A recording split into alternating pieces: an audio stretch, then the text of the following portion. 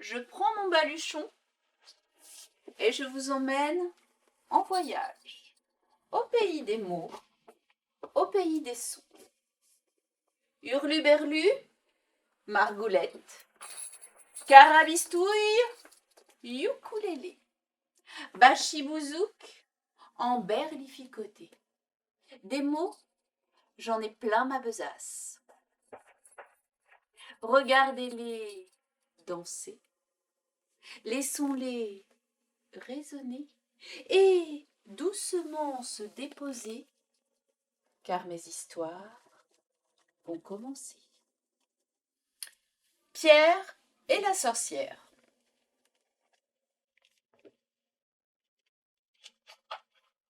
Il était une fois, rien qu'une fois, une sorcière. Une terrible sorcière qui vivait dans une forêt près d'un village. Au village, les parents disaient à leurs enfants : « Ne t'approche jamais de la forêt, sinon la sorcière t'attrapera et te mangera. » Tout le monde avait peur de la sorcière. Tout le monde, sauf Pierre. Pierre était un galopin qui n'avait peur de rien. À la rivière, il attrapait des grenouilles. Dans les prés, il courait après les vaches. Il aimait se bagarrer avec les copains, pédaler sur son vélo sans les mains. Il était foufou, un vrai casse-cou. À l'orée de la forêt, il y avait un magnifique pommier. Un matin, Pierre voit les pommes brillantes. Elles sont mûres à point. Il en a trop envie. C'est plus fort que lui. Le voilà qui grimpe à l'arbre, s'assied sur une branche et croque dans une pomme. Au même moment, Pierre voit une vieille femme sortir de la forêt. Elle est toute voûtée. Ses cheveux sont pleins de nœuds. Elle a un nez allongé, une bouche tordue et des doigts griffus. Pierre la reconnaît. C'est la sorcière. Tralala, tralalaire, sorcière, sorcière, j'ai pas peur de toi. Tralala, tralalaire, sorcière, sorcière, tu m'attraperas pas. Pour attraper Pierre, la sorcière dit d'une voix toute douce : « Qu'est-ce que tu me chantes là? C'est méchant de dire ça. Moi, je suis qu'une pauvre vieille. Comme ces pommes ont l'air savoureuses, tu m'en donnes une ?» Pierre lui lance une pomme. Oh, misère de misère, elle est tombée par terre. Elle pose ses mains sur son dos. Oh là là, j'ai trop mal au dos pour me baisser. Sois gentil, mon petit, ramasse-moi cette pomme. Pierre descend de l'arbre.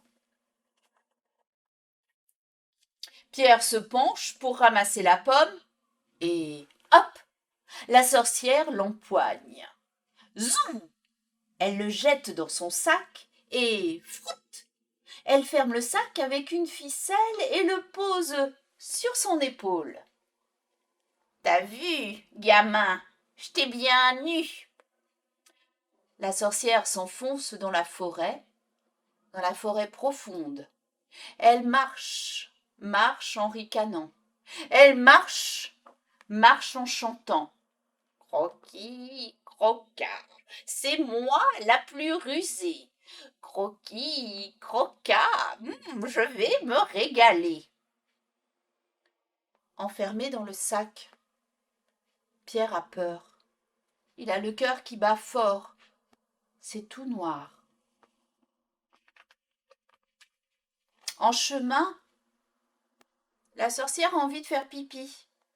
Elle pose le sac et cherche un buisson. Pierre entend les pas de la sorcière qui s'éloignent. Aussitôt, Il fouille dans sa poche et attrape son petit couteau. Tout doucement, il passe la main à travers l'ouverture du slack et schlac, il coupe la ficelle. Vite, Pierre sort du sac et met à sa place une bûche, des feuilles mortes et des ronces. Il le referme et se sauve à toutes jambes. La sorcière revient et, sac sur le dos, poursuit son chemin. Bientôt les ronces lui entrent dans la chair. Elle se tortille comme un ver. Aïe, mais ça pique, maudit gamin. T'es trop maigrichon. Tes os sont pointus. Aïe, ouille, mon dos, mes fesses. Arrivée dans sa cabane, la sorcière ouvre le sac et découvre une bûche, des feuilles mortes et des ronces. Rouge de colère, elle crache par terre, elle crie le poing en l'air. Je l'attraperai, ce vaurien, ce morpion, ce casse-bonbon. Nom d'une plume de corbeau, j'aurai sa peau. Elle hurle tellement d'insultes que la cabane tremble du sol au plafond. Un matin, Pierre grimpe à nouveau sur le pommier. À califourchon sur une branche, il croque dans une pomme. Et qui sort de la forêt? La sorcière. Tralala, tralaler, sorcière, sorcière, j'ai pas peur de toi. Tralala, tralaler, sorcière, sorcière, tu m'attraperas pas. La sorcière tombe à genoux, les mains sur le ventre. Ah! Voilà 3 jours que j'ai rien mangé, j'ai trop faim. Mon petit, descends de l'arbre et apporte-moi une pomme. Ouais, c'est ça. Cause toujours, je te crois pas. Tu veux m'attraper comme la dernière fois. Mais qu'est-ce que tu vas imaginer, mon petit? C'était juste pour jouer. Je meurs de faim. Je t'en supplie, apporte-moi une pomme. Je te l'apporte. Mais si tu n'essaies pas de m'attraper, promis? Oui, oui, promis. Pierre descend de l'arbre. La sorcière est rapide comme l'éclair. Hop, elle l'empoigne. Zou, le jette dans le sac et ferme le sac. Je te tiens, gamin. La sorcière s'enfonce dans la forêt profonde. Elle marche, marche en ricanant. Elle marche, marche en chantant. Croquis, croquat, c'est moi la plus rusée. Croquis, croquat, je vais me régaler. Mais le chemin est long et la sorcière est fatiguée. Elle pose le sac au pied d'un arbre et elle s'allonge à côté et s'endort.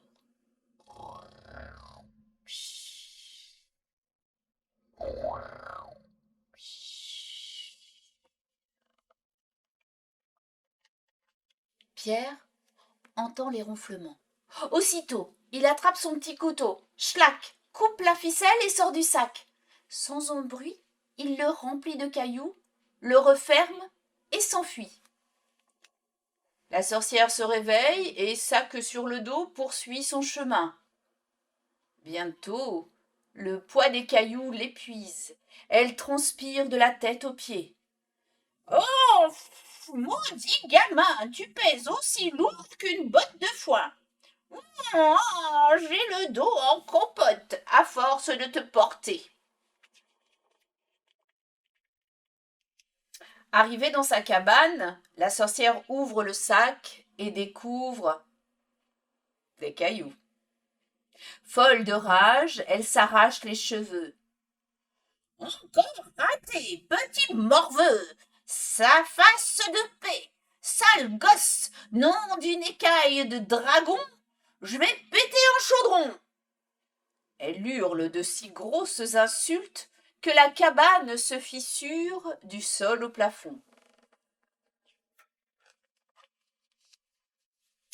À partir de ce jour, la sorcière se cache derrière le pommier. Elle attend Pierre. Un matin, enfin, elle le voit. Méfiant, Pierre regarde à gauche, à droite. Il s'approche doucement, tout doucement. Et brusquement, la sorcière bondit de sa cachette et l'attrape. Hop, zou, froute. Revoilà Pierre enfermé dans le sac. Tu fais moins le malin, gamin. Cette fois-ci, je garde le sac sur moi. Tu ne m'échapperas pas. La sorcière s'enfonce dans la forêt profonde. Elle marche, marche en ricanant. Elle marche, marche en chantant. Croquis, croquat, c'est moi la plus rusée. Croquis, croquat, je vais me régaler. Dans sa cabane, la sorcière ouvre le sac et découvre Pierre. Tout excitée, elle se frotte les mains. Ce midi, je te mange bien rôti. Allez, entre dans le four, il est déjà chaud. D'accord, dit Pierre. Mais comment je fais pour rentrer dans le four? Oh, triple nouille, c'est pas croyable, les gamins d'aujourd'hui. Ils sont vraiment pas dégourdis. Je vais te montrer, regarde-moi. Tu fais comme ça. Elle s'accroupit et entre la tête dans le four. Vite, vite, Pierre lui donne un bon coup de pied dans le derrière et vlan, elle bascule dans le four. Pierre referme la porte de fer et pousse le verrou. La méchante sorcière brûle tout entière. Morte, la sorcière? Ouf, bon débarras. Plus de sorcières, vive Pierre. Au village, on entend des rires, on entend des chants. Tout le monde s'amuse. C'est un jour de fête pour petits et grands. Et Pierre?